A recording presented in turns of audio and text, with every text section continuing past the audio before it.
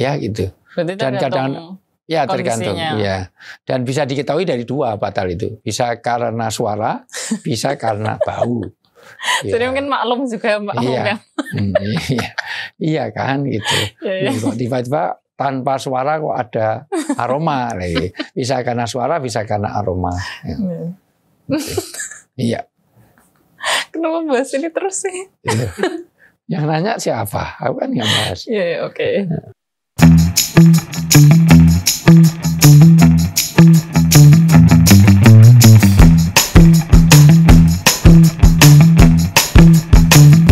Oke, pertanyaan selanjutnya tentang sholat. Ustadz, setiap sholat saya selalu bisa terpikirkan hal lain. Sama kadang-kadang aku juga kayak gini. Apakah sholat saya termasuk sholat yang tidak khusyuk? Lantas bagaimana caranya agar sholat saya bisa fokus? Ya kembalikan ke khusyukan. Begitu ingat diputus. Jangan dilanjutkan. Waduh, pulsa tinggal berapa ya? Oh, besok itu kirimannya sekian, ininya sekian. Nah, itu namanya melanjutkan. Maka diputus saat itu. Begitu ingat, aku lagi sholat. Langsung kembali sholat kepada memaknai yang kita baca. Fokus kepada kita sedang menghadap Allah. Ya kita tidak mungkin 100% nggak ingat apa-apa. Itu namanya orang tidur. Ya nggak ingat apa-apa itu. Ya pasti kita ingat sesuatu. Yang penting ketika ingat itu kembalikan bahwa kita sedang sholat. Tapi nggak usah diomongkan, lagi sholat, nggak usah gitu. Ya itu. Kadang-kadang kayak misalnya lagi nyari apa yang hilang gitu, ketemunya kan bisa sering pas sholat. Gitu. Nah itu, maka itu godaan setan di dalam sholat. Maka ketika begitu, hentikan dulu. Makanya sholat itu tumakninah di dalam gerak, paham maknanya, hadir hatinya. Dan juga akal turut mempersaksikan. Jadi pikir di sholat. Ucapan kita bismillah dengan nama Allah yang maha pengasih, yang maha penyayang, alhamdulillah segala puji bagi Allah, itu mengikuti. Maka sangat indah kalau kita tahu makna dan arti dari yang bacaan kita. Ya, dan kita ingat ini sedang sholat. Itu semuanya. Makanya dikondisikan dengan wudu. Wudu itu apa? Misalnya berkaitan dengan handphone dimatiin. Jangan lagi sholat ada handphone baru sholat. Ya nggak boleh juga seperti itu. Bahkan bayi aja suruh ngamankan. Bahkan masakan suruh ngecilkan kompornya. Supaya nanti nggak bau. Wah ini tengah-tengah sholat. Waduh gosong nih sialannya. Itu. Sampai makanan suruh ngamankan. Jangan tengah-tengah sholat kelunting. Waduh dimakan kucing. Bismillahirrahmanirrahim. Hus. Allah hus. Allah hus. Asus ngapain? Oh dimakan kucing. Sampai menahan dua lubang. Kentut, kencing, berak. Kalau kita sedang wudhu terasa kentut sekalian. Memperbarui wudhu. Ya jangan ditahan. Memperbarui wudhu itu dapat pahala lagi. Yang kedua, nahannya nggak boleh. Kecuali kalau nahannya memang dalam batas toleransi. Misalnya tengah-tengah sholat kok berasa kentut, masih bisa tahan dengan kewajarannya. Tapi kalau udah sampai sini, amin. Assalamualaikum wudud luar biasa itu. Dicepit-cepit itu. Padahal kalau dijepit itu, kalau daya jepitnya kalah, keluarnya malah panjang, malah vibrasi. Luar biasa. Terutama yang gemuk. Ya terutama yang gemuk-gemuk. Karena antara hulu sama hilirnya itu jauh. Jadi malah melipir ya.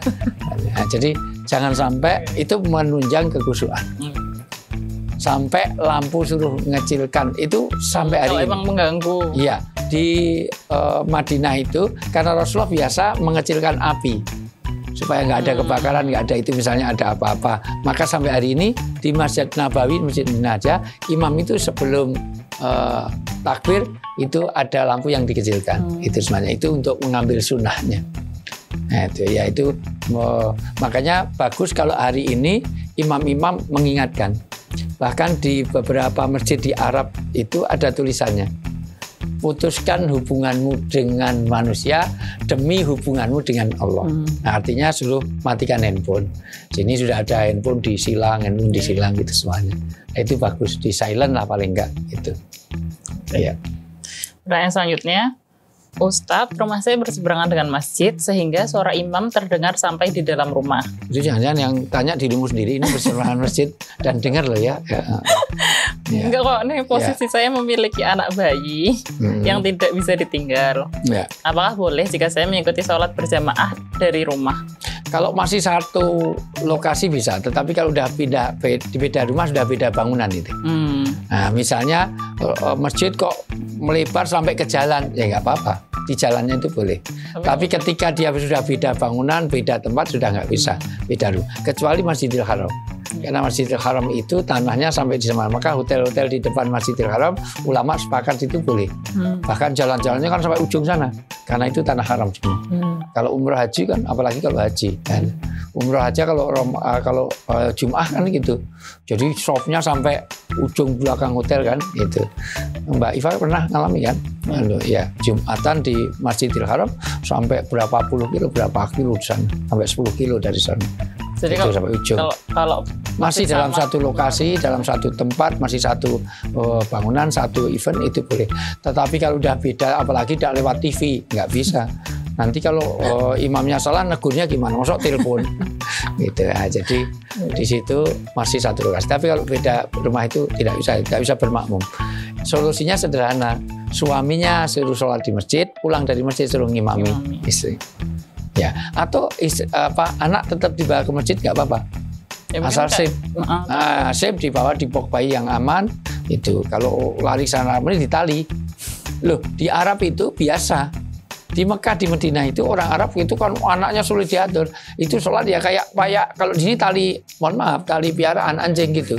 Ya nggak apa-apa. Memang dia ditali, itu ada sabuknya ditali sambil tangan gini. Jadi sholat sambil betul-betul gitu. Dan ya, itu biasa. Ada yang jualin juga sih. Iya, makanya betul. Soalnya itu jual untuk mengendalikan anak. Karena kalau nggak itu ya hilang betul. Lari ke sana nyarinya kan susah. Itu semua. Kan nggak mungkin di Madinah, di Mekah ngumumkan itu. Siapa yang melihat anak saya hilang kan nggak mungkin. Gitu. Dan itu Masjid Madinah Mekah kan nggak seperti yang Masjid Aro yang depan itu. Jadi kalau hilang cuma di situ. Kalau itu hilang udah betul-betul gitu. Ya, kita aja terpencar aja susahnya luar janjian aja sampai bertengkar kok gitu. Ya. Oke. Ya. Berarti intinya nggak boleh ya kalau dari rumah. Ya, kalau udah beda lokasi itu udah nggak boleh. Oke. Pertanyaan selanjutnya, Assalamualaikum Ustadz. Apakah sholat fardu yang kita tinggalkan wajib untuk diqodho? Apabila telah banyak sekali meninggalkan sholat, maka bagaimana caranya untuk mengqodho sholat tersebut? Pertama, harus ditobati, jangan diulangi lagi. Yaitu satu dosa besar karena meninggalkan kewajiban. Yang kedua, ada beberapa ulama berbeda khilaf dalam hal ini. Kalau itu ketinggalannya misalnya ya, lupa sampai ingat. Misalnya kita tertidur atau kita sholatnya lupa. Tapi kalau lupa sholat itu sudah sebetulnya tingkatannya sudah enggak perhatian. Tapi tadi belum subuh. Ingatnya dia sudah waktu duhur ya dia langsung subuh. Duhur itu. Itu boleh kalau tapi kalau tiga ya. Gitu. Tetapi dari hadis Aisyah radhiyallahu anha berkata begini, aku disuruh mengqodho puasa tapi tidak suruh mengqodho sholat.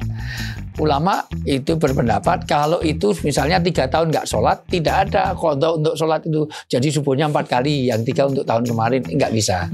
Ya, nggak ada seperti itu. Kecuali kalau memang qodhonya itu terlewat dalam waktu itu. Misalnya ya. Kecapean tidur itu ya oke. Terus di qodho subuhnya. Ya, jadi gitu. bangun, ketika ingat, ketika sadar dia langsung itu. Nah itu masih dalam sepakat ulama masih oke lah. Tapi kalau 3 tahun nggak sholat kemudian diqodho, nah itu tidak ditemukan riwayat seperti itu. Berarti solusinya ya udah taubat. Taubat. Kalau misalnya jangan mengulangi, betul-betul jangan mengulangi, minta ampun kepada Allah, ya. Gitu. Okay. Pertanyaan terakhir, ya. Ustadz izin bertanya, apabila kita kentut saat sholat berjamaah dengan posisi di saf pertama dan barisan sholat sangat rapat, apa yang harus dilakukan? Jika mundur ke belakang, saya harus berjalan di depan orang-orang yang sedang sholat. Namun saya juga ingin wudhu kembali dan mengikuti sholat jamaah. Lebih baik saya tetap mundur atau diam di tempat saja, Ustadz? Lihat kondisinya. Detail banget. Ya, kalau itu masih memungkinkan untuk bisa ambil wudhu lagi, silahkan. Tapi kalau itu betul-betul di Masjid Agung atau di itu sudah duduk aja di situ. Karena itu madharatnya lebih banyak dengan mengganggu sekian banyak orang. Itu. Tapi kalau di ini, maka idealnya masjid itu ada tempat untuk keluar dari pengimaman. karena sangat terjadi di Ar-Rayyan saja pernah terjadi. Masjid kita itu pernah imamnya batal. Maka imam cukup keluar dari pintu samping. Kemudian digantikan.